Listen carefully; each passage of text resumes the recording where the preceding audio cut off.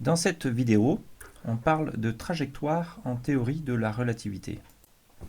Einstein a formulé la théorie de la relativité en 1915 en modélisant l'espace-temps par une variété lorentzienne, on verra la définition précise tout à l'heure, une variété de dimension 4. 3 dimensions pour l'espace, x, y, z, et une dimension pour le temps. Et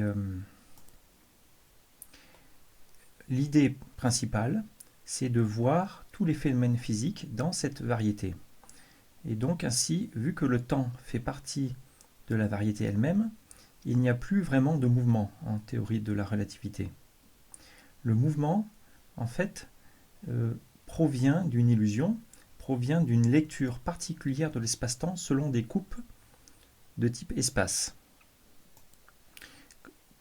Pour expliquer cela, considérons un petit exemple. Le plan R2, donc le plan de la feuille, ici, avec deux coordonnées, une coordonnée d'espace qu'on appelle x1, qui est horizontale, et une coordonnée temporelle de temps qu'on appelle x0, qui est ici verticale. Et dans cette variété, qui est de dimension 2, qui est cette feuille, on considère deux courbes dessinées, une courbe rouge qu'on appelle gamma 1 et une courbe verte gamma 2. Vous voyez la forme particulière de ces courbes.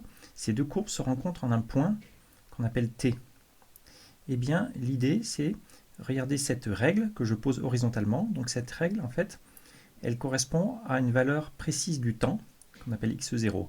Ici, on est pour des valeurs négatives du temps, c'est le passé, et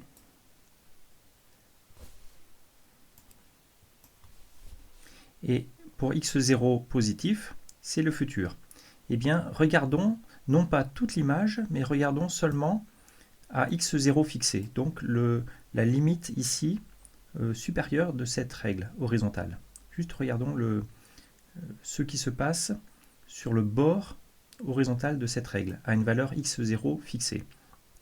Donc lorsque x0 est négatif, on est dans le passé, on voit l'intersection de cette ligne horizontale avec les courbes rouges et vertes donne deux points, un point rouge ici, un point vert ici. Et lorsque x0 augmente, donc c'est notre lecture du dessin que l'on fait, eh bien on voit les deux points, le point rouge qui se rapproche du point vert, et à un moment donné, les deux points coïncident, c'est à un moment donné et à un endroit précis. C'est en ce point noir qu'on a appelé événement. Et ensuite, les deux points se rééloignent, le rouge va vers la gauche et le vert va vers la droite. Voilà, donc en résumé, eh bien, on peut dire que cette courbe rouge traduit l'histoire d'un point rouge qui, au cours du temps, se déplace vers la droite et puis vers la gauche. Et cette courbe verte traduit l'histoire d'un point vert qui est allé à gauche et ensuite à droite relativement à ce système de coordonnées. Et à un moment donné, il y a eu un événement lorsque les deux points ont coïncidé au même endroit et au même instant. Remarquez une chose, c'est qu'une courbe, plus elle est penchée, plus elle va correspondre à une vitesse élevée. Et au contraire, ici, une courbe verticale correspondrait à un point qui ne bouge pas dans ce système de coordonnées lorsque le temps s'écoule, donc à un objet immobile. Et bien, dans la suite, ce qui va être important, c'est qu'il va y avoir deux directions, une comme ça penchée à droite, une penchée à gauche, qui vont correspondre à la vitesse de la lumière. Et il y aura une règle, c'est que toute particule ne peut pas dépasser la vitesse de la lumière. Autrement dit, les courbes ne pourront pas être plus horizontales que ces deux droites à 45 degrés ici. Toutes les courbes devront être dans cette zone du cône de lumière. Alors, on va essayer de formuler ça précisément selon ce qu'on appelle la théorie d'Einstein. Donc la première chose importante à faire, c'est de définir la géométrie de l'espace-temps. Alors on va d'abord voir, ici ce sont des rappels, mais on va voir ce que l'on appelle une métrique de Lorentz dans un espace vectoriel. C'est la section 9.3. Alors la définition d'une métrique de Lorentz est très similaire à la définition d'une métrique euclidienne et d'un espace vectoriel euclidien. Alors, considérons, voici la définition. Considérons un espace vectoriel E réel de dimension n. Ce qui va nous concerner, c'est une dimension n égale 4. Et ce qu'on appelle une métrique de Lorentz sur cet espace vectoriel E, c'est une forme bilinéaire que l'on appellera G, donc une application de E croix E dans R, qui est linéaire par rapport à la première entrée et linéaire par rapport à la deuxième entrée. Rappelons que lorsqu'on a une telle application bilinéaire, eh bien ça induit, ça définit de façon unique une application linéaire qu'on appelle G tilde, qui va de E dans E étoile. On avait déjà vu ça. Voilà. En effet, l'application G tilde est définie de la façon suivante. Un vecteur U, on associe tout simplement la forme linéaire qu'on note GU point, c'est-à-dire l'application linéaire qui a un vecteur V associe le nombre GUV. Donc GU point, c'est un élément de E étoile. Autrement dit, à partir de la forme bilinéaire G, on a une application linéaire de E dans E étoile qu'on va appeler G tilde, pour ne pas la confondre. Et bien, ce qu'on suppose, c'est que cette application G tilde est égale à son dual. Le dual d'une application linéaire de E dans E étoile, c'est aussi une application de E étoile étoile dans E étoile. E étoile étoile égale à E, donc on peut bien supposer que G tilde égale G tilde étoile, et c'est ce qu'on fait ici. Et on suppose aussi, comme les espaces E et E étoile sont de même dimension, on va supposer que G tilde est inversible. Autrement dit, injective ou surjective, et surjective. Ça, c'est comme pour une métrique euclidienne, mais ce qui va être nouveau, c'est de supposer que cette application bilinéaire est de signature plus 1, moins 1, moins 1, moins 1. Autrement dit, ça signifie quoi? Ça signifie qu'il existe une base de E, qu'on va appeler base orthonormée, avec des vecteurs E0, E1 jusqu'à En-1, qui vérifie les conditions suivantes. Eh bien, le produit scalaire de E0 avec E0 est égal à plus 1, et le produit scalaire de EI avec EI, pour I à partir de 1, eh bien, ce produit scalaire est égal à moins 1. Et le produit scalaire de deux vecteurs différents de la base est égal à 0. On dit alors que cet espace vectoriel muni de cette métrique de Lorentz est un espace de Minkowski. Vous remarquerez que c'est complètement analogue avec la définition d'un espace euclidien. La seule différence ici, c'est les signes moins 1 à la place des signes plus 1, dans le cas d'un espace de euclidien. Mais ça va faire une grosse différence, et on verra que c'est très pertinent pour modéliser l'espace-temps. Alors, petite remarque, c'est qu'au niveau notation, le produit scalaire entre deux vecteurs, on le notera parfois U, comme ça, scalaire V. Une autre remarque, il faut faire attention, c'est qu'on parle de l'espace-temps, mais vous voyez ici, par convention, eh bien, le premier vecteur, c'est le temps, et les autres vecteurs, c'est l'espace. Voilà, ça aurait été mieux de changer cette convention. Et dans les schémas, on mettra souvent l'espace en abscisse et le temps en ordonnée. Donc, attention.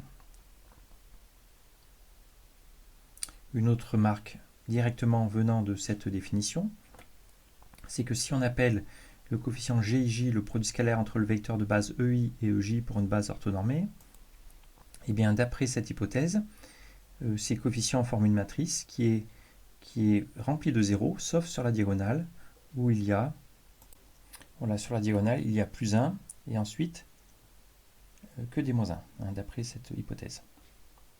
Une autre remarque, c'est que avec la métrique de Minkowski, la métrique de Lorentz, eh bien, le produit scalaire d'un vecteur avec lui-même peut être positif ou négatif ou même nul. Et ça, c'est une grosse différence avec la métrique euclidienne, où pour un vecteur non nul, le produit scalaire d'un vecteur avec lui-même est toujours strictement positif, et c'est comme ça qu'on définit sa norme. Alors, on va étudier justement cette formule un peu plus loin. Une dernière remarque, eh bien, comme pour toutes les formes bilinéaires que l'on voit dans ce chapitre, lorsque on considère une application linéaire arbitraire sur l'espace vectoriel E, eh bien, si elle préserve la métrique, c'est-à-dire que le produit scalaire de AU égale AV, le produit scalaire de AU et AV est égal à UV, quels que soient les vecteurs U et V, on dira que cette application linéaire est une transformation de Lorentz. De la même manière que pour le produit scalaire euclidien, on aurait dit que cette transformation est une transformation orthogonale. Alors regardons de plus près ce que fait le produit scalaire d'un vecteur avec lui-même. Donc prenons un espace vectoriel muni d'une métrique de Lorentz, autrement dit un espace vectoriel de Minkowski de dimension n. Et supposons que E0, E1 jusqu'à En-1 est une base orthonormée.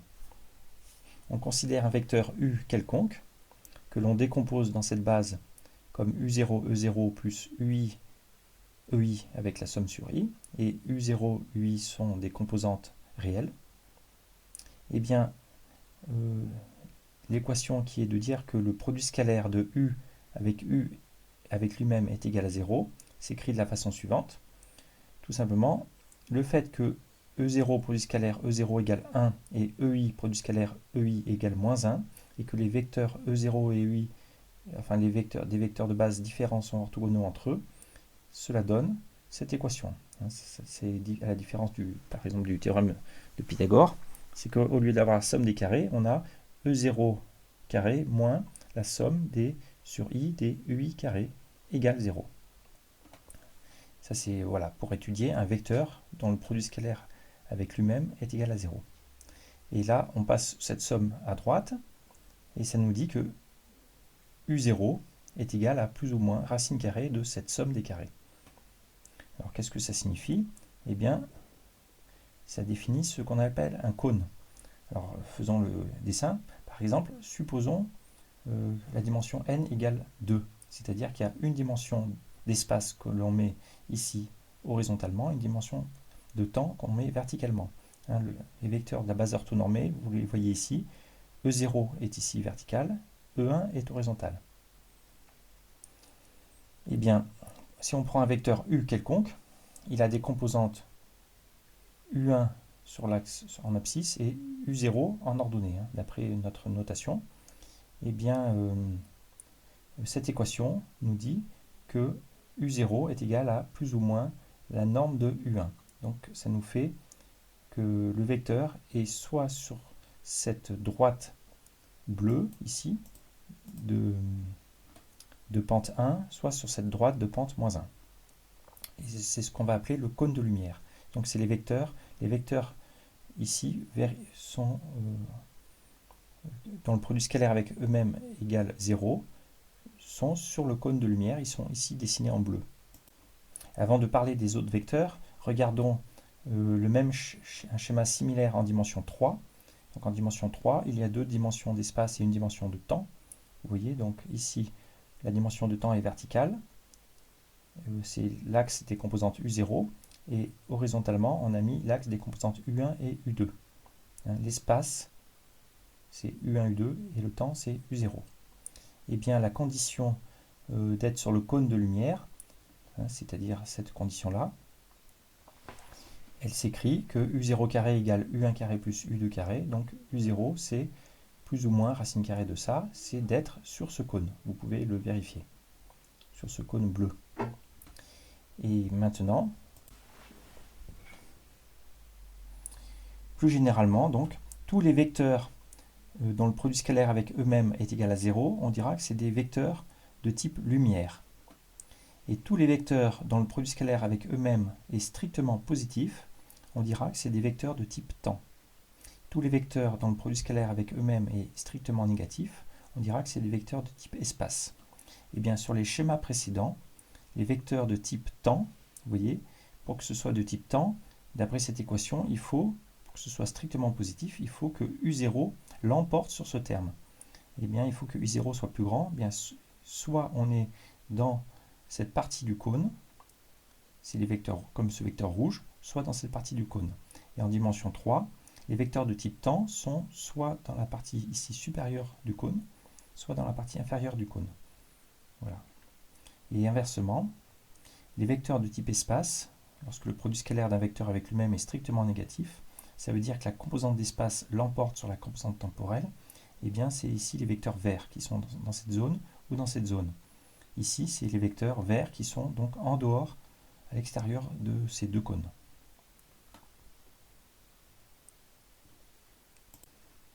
Et bien sûr, vous voyez, donc en dimension plus grande, on peut imaginer ce qui se passe.